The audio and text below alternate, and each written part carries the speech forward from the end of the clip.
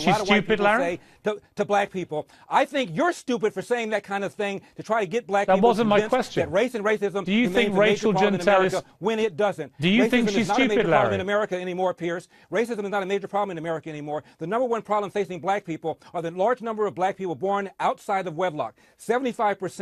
In 1960, 5% of all people in this country were born outside of wedlock. Fast forward, Piers, the number now is 43%.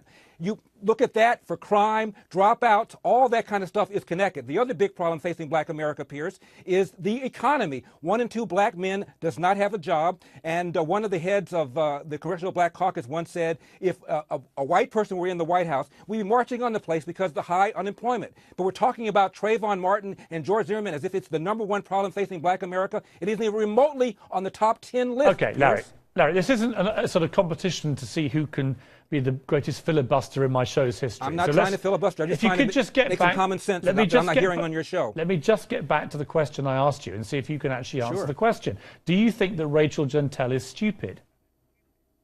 I think that I would rather have a George Zimmerman living in my neighborhood, and maybe if a George Zimmerman were living in my neighborhood, we'd have fewer Oreo Castros. I thought we wanted people to be proactive. I thought we wanted people to see something, say something. I know, I'm answering something different that ought to be answered. Could you just answer my question? George Zimmerman like he's some sort of criminal. He's not a criminal. He's George a guy Zimmerman who cares about his neighborhood. Shot dead an unarmed He's a guy who cares teenager. about his neighborhood. He's a neighborhood watch guy. Don't you want people who are proactive? And there was crime in that neighborhood, Piers.